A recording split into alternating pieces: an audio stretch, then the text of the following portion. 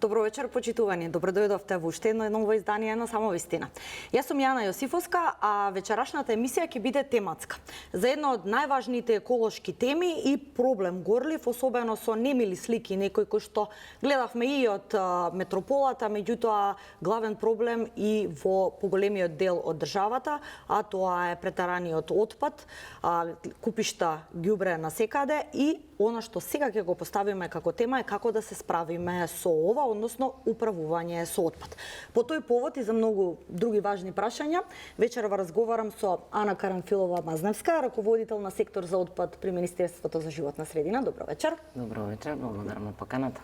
Дејан Мираковски, ректор на Универзитетот Гоце Делчев. Добро вечер и за вас. Добро вечер. И Тони Тоневски, градоначалник на општина Пробиштик. Добро вечер и за вас. Благодарам на поканата. Така, постои еден проект наречен Сене 3. Од тоа што може досега да се информираме, тоа е регионален систем за отпад кој што ги офаќа источниот и североисточниот регион. Но ајде малку попластично, господја Мазневска, да објасниме за гледачите што всушност ќе представува овој проект, како ќе го таргетира управувањето со отпад за на крајот да има придобивки граѓаните, односно почиста животна средина. Така, ова Сене 3 име произлезе бидејќи е веќе трет проект кој што се однесува за општините кои припаѓаат на источниот и на североисточниот плански регион, а се однесува на повеќе проекти кои што треба да помогнат во воспоставувањето на регионалниот, односно меѓуопштинскиот систем за управување со отпад во овие два плански региона. Првиот проект беше се однесуваше на подготовка на планска документација, потоа следеше дел каде што имавме набавка на возила, канти, контейнери. Имаме проект за затварање на нестандардните така наречени депонии, кои што всушност законот ги препознава како нестандардни локации за отстранување на отпад. Дивите депонии се повеќе оние ѓубриштата или сметиштата, не, а овие се нестандардни локации кои сепак се користат за отстранување на отпад во рамките на општините, на секаде ги имаме, не само во овие два региона. И сега во моментов овој третиот проект се однесува на зајакнување на капацитетите на општините, всушност и на лицата кои што ќе работат во овој систем, подготовка на рутите за возилата, начинот на собирање на отпадот, подготовка на населението, на кој начин ќе се собира, каква ќе биде примарната селекција, што ќе оди, каков отпад во која канта треба да заврши, и затоа е 3.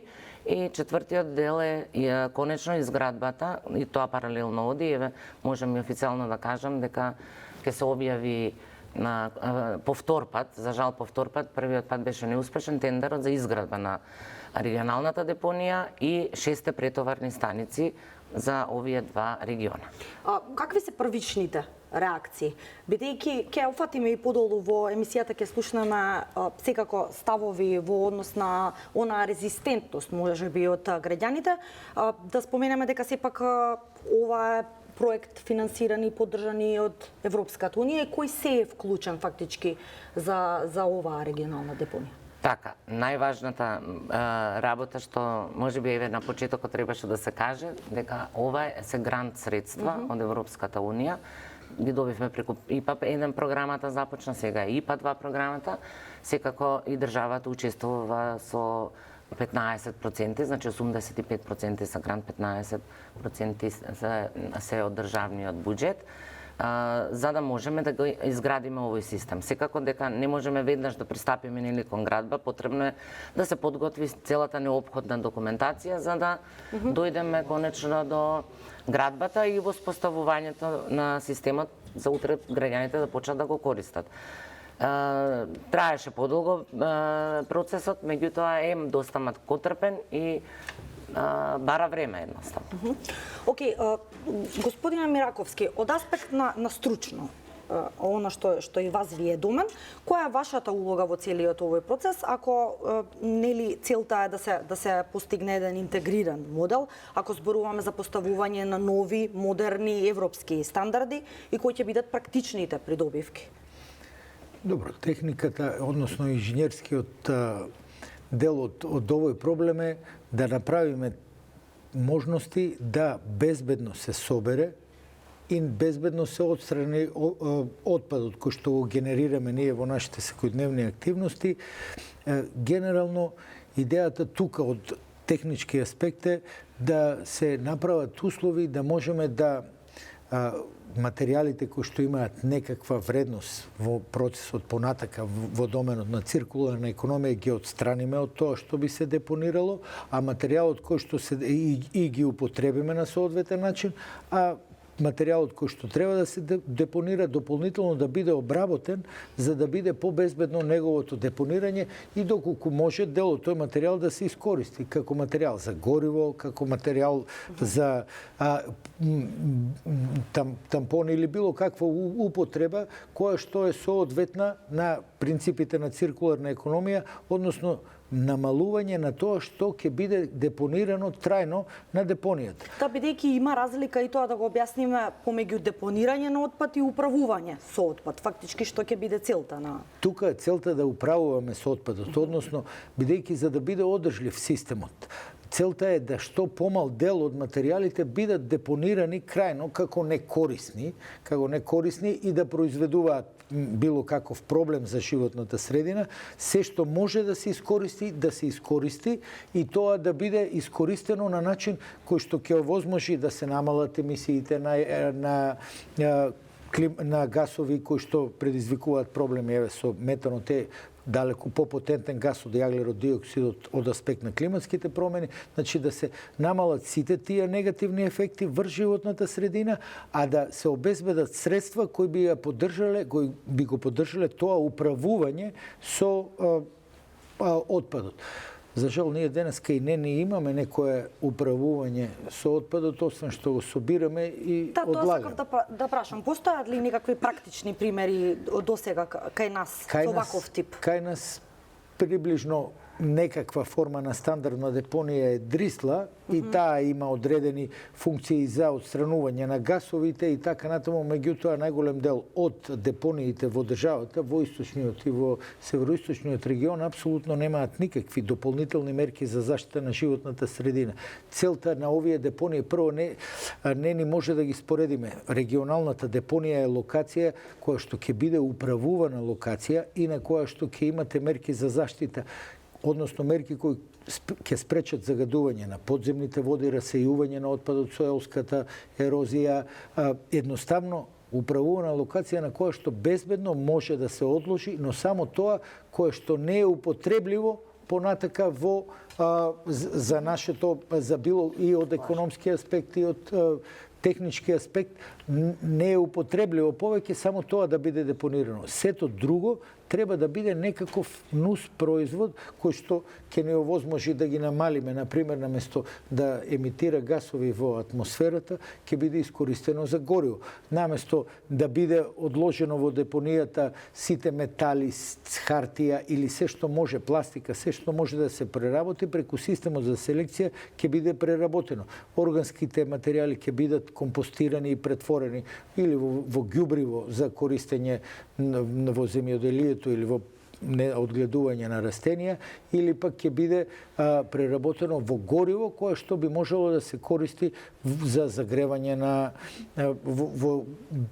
генерално се користи во објекти кои што имаат филтри, меѓутоа тоа во објекти, индустријски објекти или централно грејење, системи за централно грејење, производство на енергија. Целта е што помалку, а тоа се и европските прописи и директиви, што помалку од материјалот да заврши трајно на депонија, а се претходно употребливо да биде употребено во нешто што ќе ни овозможи по-квалитетен, по-безбеден, поздрав животен простор. Да, господине Тоневски, сега вие сте прв човек на општина Пробиштип. Каква е улогата фактички на општините кои што се сите засегнати, да кажеме, за овој регион и генерално, ако се има предвид фактот дека не е тајна дека и комуналните предпријатија на самите општини се справуваат со недостиг на доволно опрема, човечки кадар, потенцијал. Кои се најголемите предизвици, а кои се најголемите придобивки фактички од овој цел проект? Така е, според мене, општините се тие што се најдиректно засегнати со проблемот со депониите, секоја посебно, меѓутоа во нашиот регион и во североисточниот и во источниот регион, како што кажа и професорот Мираковски и Ана, нема никаде депонија, барем со приближни стандарди на тоа што значи депонија. Значи, ние, како општини, треба уште поактивно да бидеме вклучени во целиот овој процес. Се надевам дека после долго време ќе биде забрзан целиот тој процес и се надевам дека сите страни, и научната фела, и владата, и општините заеднички ќе се обидат на побрз начин, односно на најбрз можен начин, да се вклучат и да го дадат целиот свој потенцијал за да се конечно отпочне изградбата на регионалната депонија, а ние како општини најважно од се покрај проблемите што ги имаме и со јавните предпријатија, и со недостатокот на кадар, и со финансиски средства како недостаток во делна опрема, во квалитетно собирање на отпадот, во одржување на нашите така наречени депонии кои што ги имаме секаде во општините, да го решиме тој проблем и да главно според мене е тоа што треба на граѓаните да им го представиме што значи регионалната депонија. Дека тоа не е нешто што загадува, туку дека тоа е нешто што ќе го спречи загадувањето, односно ќе ги подобри условите за живот во сите овие општини од двата региони. Да, сега го споменавме тој момент на таа резистентност и отпор од граѓаните, може би и не се виновни, бидејќи во јавноста има впечаток дека недоволно се зборува за тоа што значи ваква модернизирана и стандардна регионална депонија, сакаат да имаат каде да го одлагаат отпадот, меѓутоа не во нивните краишта, да кажеме. Колку е важно да се подигне, господја Мазневска, свеста околу ова, како што споменавме, да има една модерна регионална депонија, не само во овој регион, туку ни целата држава, каде што крајната цел е нели да има заштита на здравјето на граѓаните.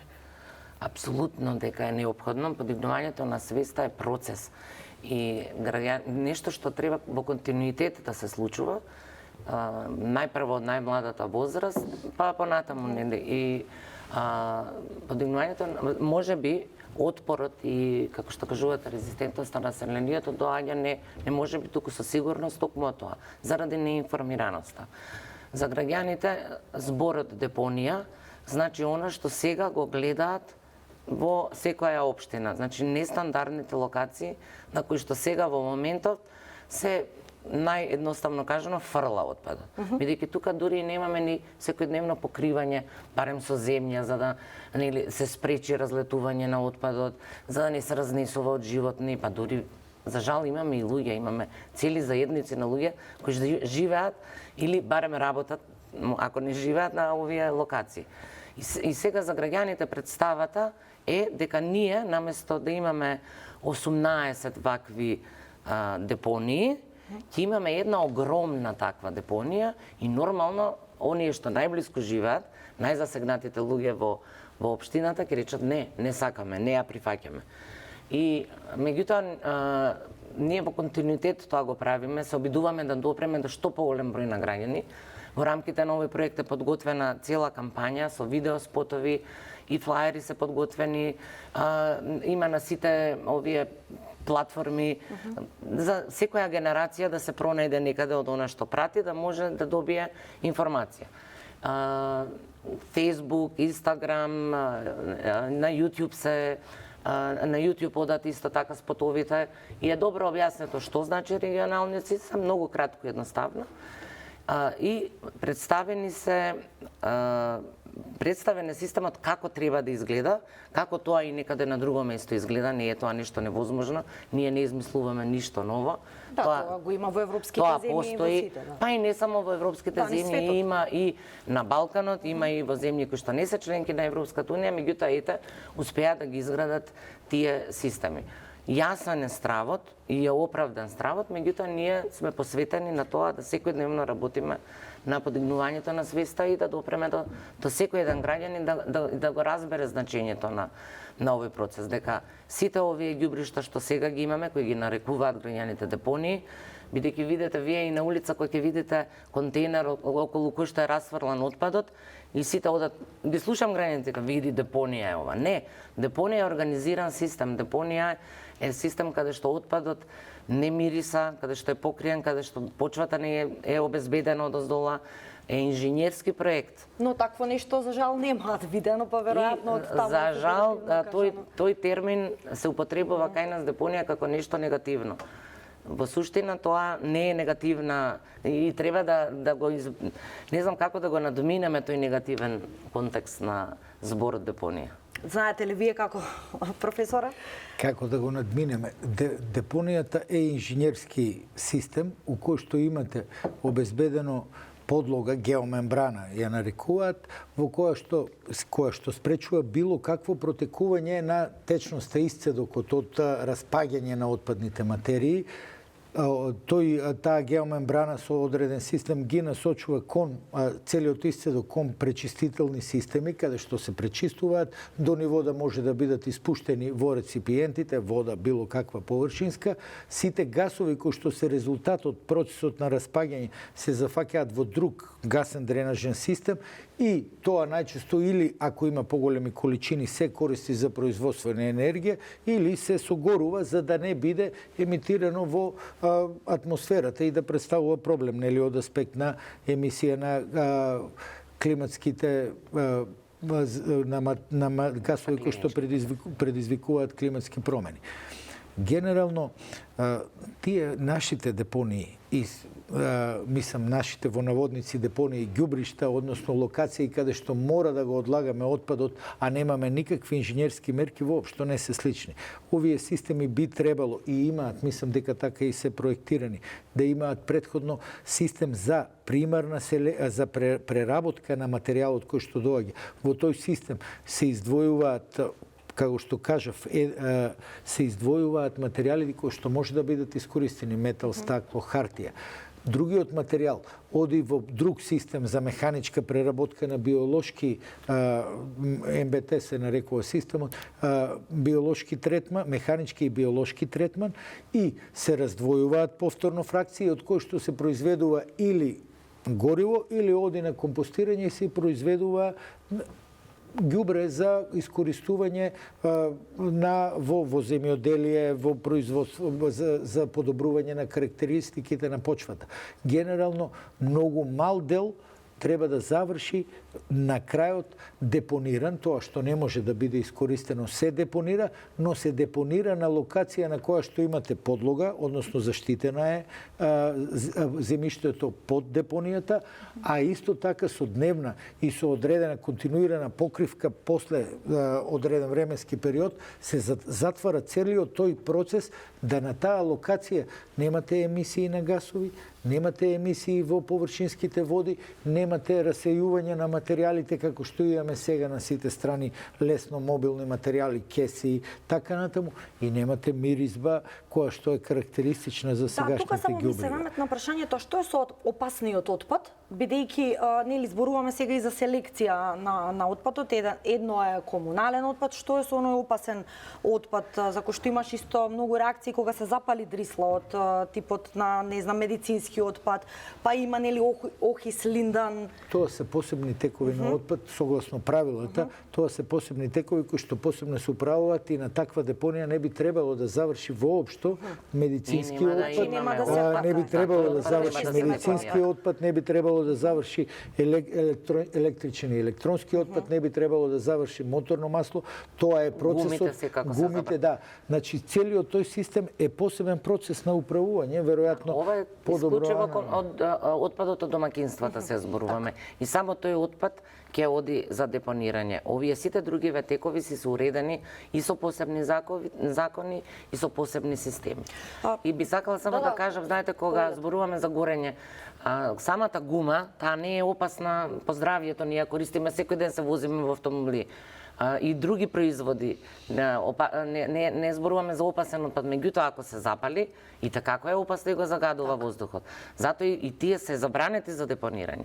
Значи, како и да е, она што не се случува неконтролирано горење на нашите депонии, а тоа се случува најчесто во летниот период, токму како што кажа професорот, метанот е исклучително запалив газ, и вие тука не можете ни да го сопрете веќе. Да, па и гледавме такви примери, за жал. Тоа ни се случува и он повторно е тоа стравот кај граѓаните, ама не ќе горат опасен отпад. Ние не гориме и на овие локации не се отстранува опасен отпад. Меѓутоа ќе најдете текстил, ќе најдете и текстилот ако гори така неконтролирано и тој загадува, затоа што најголем дел од текстилот е пластика, ние немаме памук и па дури да имате памук, ако е обработен, ако е обоен, тие хемикали кои горат, исто така се опасни, зборуваме за големи количини, нели? Значи, во таа смисла нема да има опасен отпад, системот е така поставен да имаме примерна селекција и на тоа ќе се инсистира. Собирни центри ќе има. Тука се вклучуваат и колективните постапувачи сега што постојат веќе за собирање на овие текови кои ги спомнавме, електричен, електронски отпад, стаклото, хартијата, пластиката, сето тоа целта е да заврши што повеќе за преработка и само оној дел што едноставно немате што да му правите, ќе оди на механичко-биолошки третман, органскиот дел. На овие претоварни станици имаме посебни делови каде што ќе се носи зелениот отпад. Значи нема да биде дозволено во јавните контейнери да завршува градинарскиот отпад, отпадот од од дворовите или од јавните површини. Тој имаме предвидено компостари, тој нема ни да се транспортира. Ќе се намалат и трошоците, значи што помалку отпад да се носи за депонирање.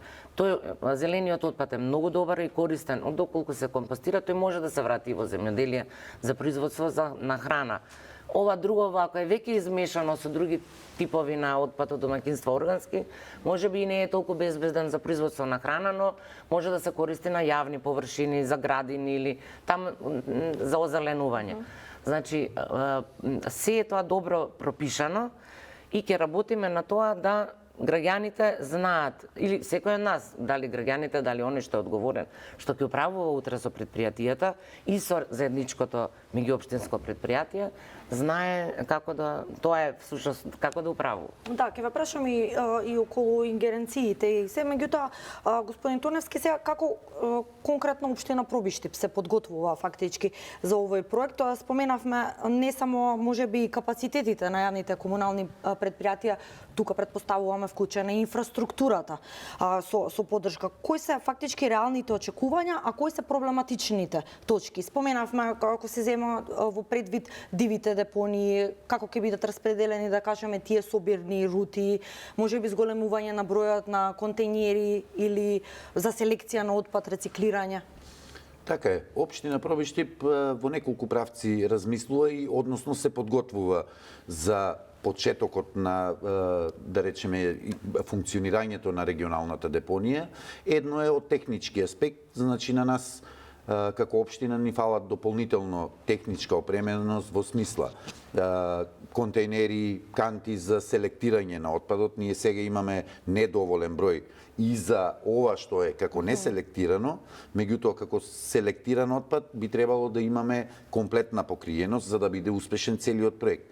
Треба да имаме соодветни возила кои што ќе го собираат и ќе го транспортираат сметот. Тоа треба да се направи рационализација. Кога и како ќе се собира сметот, како ќе се транспортира до местото каде што ќе биде регионалната депонија, бидејќи се работи за 30 на километри оддалеченост од Пробиштип. Ние нема да имаме претоварна станица. Треба во исто време да ја затвориме и да направиме подготовки за целосно затварање и санирање, рекултивирање на постоечката така наречена депонија во Пробиштип. Тоа е од технички аспект. Од аспект на луѓе кои што ќе работат таму, мора да се доекипираме, мора да и да вработиме уште неколку луѓе кои што ќе знаат да го спроведат целиот тој процес на управување со отпадот, како да се собира, како да се селектира. Мораме да работиме на едукација на населението за да го целосно спроведеме тој процес. Сигурен сум дека нема да биде едноставно, меѓутоа ние ќе се трудиме и заеднички сите се надевам дека ќе успееме во тој процес. Мора тука да бидат вклучени сите страни за да биде успешен целиот овој проект. Добро, во тој контекст, господја Мазанска, фактички дали има можеби или ќе треба доправа да се пријавуваат компании кои што ќе бидат заинтересирани за исто така да се дел, дали тоа ќе биде ќе се мониторира, значи дали само општината, дали улога ќе има и Министерството за животна средина, како ќе биде фактички, како е замислено мониторингот и обезбедувањето на оваа регионална депонија? Вака, управувањето со комуналниот отпад, што подразбира и отпадот од домаќинствата, е надлежност на локалната самоуправа, но во еден регионален систем, значи задолжителна е меѓуопштинската соработка. Кога владата помага во обезбедување средства за капиталните инвестиции. Значи, она што треба да се изгради. Меѓутоа, овој систем, за да живее и да биде добар систем, треба да се одржува со наплата на надоместок кој го плаќаме нели сите граѓани. Комунални услуги, да. Комуналната услуга или комуналниот надоместок. Пресметан е колку ќе чини, имаме веќе пресметки колку ќе чини овој систем, не е воопшто нешто дека тоа ќе зголеми драстично цената, бидејќи ние кога ги споредуваме и сега ситуациите во рамките на СЕНЕ 3 се направени анализи точно на сите комунални предпријатија, на приходите, на расходите на овие предпријатија, системот е дозволив за нашиот народ, бидејќи ние кога влегуваме во проекции, во проектирање на некакви системи, најпрво оној што ви го дава грантот, не за во случајов се работи за грант за источниот и за североисточниот плански регион, мора да прави анализа на достапност. Тоа се вика достапност на системот, дали нашите граѓани можат да се го дозволат овој систем да го платат. Имавме ние повеќе анализи, ако ги погледнете првите регионални планови кои ги направивме за овие два региона, имавме 4 сценарија. Од сите тие 4 сценарија беа разработени од повеќе аспекти, од аспект на заштита на животна средина, од економски, финансиски, климатските промени, се одбра токму ова сценариот, бидејќи ова сценарио беше најдостапно за тоа што може нашиот народ кој живее таму да се го плати, согласно со просечните примања во овие два плански региони. Тоа е многу важно, затоа што прашуваат граѓаните зошто градите депонија, знаете во светот има горилници, има инценератори, какви се не технологии. Да, меѓутоа тие технологии се многу поскапи технологии. Ние во моментот не можеме да се ги дозволиме. Прво, самата инвестиција во градба е многу висока, а понатаму и надоместокот што ќе треба да го плаќаме, секоја пософистицирана технологија си бара и повеќе средства. Во таа смисла, избраното решение е најдобро од повеќе аспекти, не само кога зборуваме за заштита на животната средина. Да, тоа ни е првенствено, за да го немаме ова што ни се случува, меѓутоа за да може да живее овој систем, за да не се случи да се распадне овој систем, да не функционира, ние мора да имаме цена која што можеме да си ја дозволиме да ја платиме. Прифатлива. Така, професора, од тој аспект, колку е важна улогата еве и на универзитетот и на сите тие во однос на обуки на луѓето, подигнување, рековме, на свеста граѓаните да разберат дека без нив ваквиот систем не функционира. Начално и колку е важно да има луѓе експерти кои што се занимаваат со оваа тематика и фактички доведуваат до нејзина имплементација на подолг рок. Дефинитивно универзитетите, мислам не само универзитетот Гоце Делчев, сите универзитети би требало, ние имаме студиска програма инженерство на животна средина која што е практично фокусирана на ваков тип на инженери кои што ќе може да обезбедат соодветно управување со процесите на управување со ваков тип на отпад, односно комунален отпад, индустријски отпад, другите видови на загадување. Генерално, кај нас досега и немаше, едноставно немаше пазар за таа работна сила, пазарот на трудот не ги препознаваше инженерите за заштита на животна средина, инженерите за безбедност и здравје при работа. Некако тие пазари беа релативно, пазарот на труд во тој дел беше релативно затворен. Подобро е сега?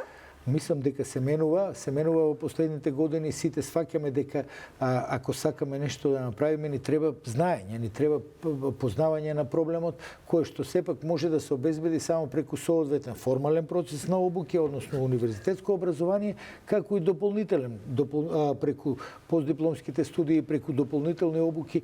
Ние се трудиме, се развиваме на нашиот универзитет во рамки на тие европски универзитетски алијанси, имаме дополнителни модули на краткотрајни курсеви кои што ќе им овозможат на пошироката техничка, па и не техничка јавност од општините заедно со Министерството за животна средина да развиеме обуки кои што се специфични за дадената потреба. Например, постапување со различни видови на отпад, рутирање на возилата кои би се движеле таму, технологиите кои што се користат за тие намени, за да можат вработените во општините, во Министерството, посоодветно да одговорат на проблемите. Јас сум сигурен дека без заедничка активност на високото образование, односно сите нивоа, дефинитивно мора да работиме повеќе, да ги запознаеме од мали нозе,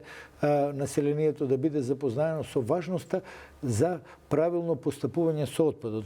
Се додека не тргнеме на сите нивоа тоа да го правиме, мислам дека и нема да бидеме свесни дека сегашната состојба е проблем за нас, дека сега загадуваме, непотребно ги загадуваме и водите, и воздухот, имаме континуирано пожари, имаме континуирано состојби кои што навистина се необјасневи за денешното време. Во денешниот развој на човештвото е необјаснево да имате отпад во главниот град на улиците. Необјаснево е да имаме депонии кои што се палат сами од себе затоа што тоа не се депонии. Необјаснево е да имаме депонии во шуми кои што предизвикуваат шумски пожари затоа што некој дезодорант сфрлен ќе експлодира и ќе предизвика пожар. Ние едноставно сегашната состојба на управување со отпад ја сваќаме како да е нешто многу бенигно, нема никаква причина посебно да се потрудиме. Сметам дека тоа не е точно, дека сите ние заедно, значи и формалното, па и неформалното образование, треба да се насочиме на вистина да обезбедиме кадар кој што им е потребен на сите структури кои што управуваат со отпад и да обезбедиме едноставно прифатливо управување со отпадот, а не негово фрлање и скривање на проблемот.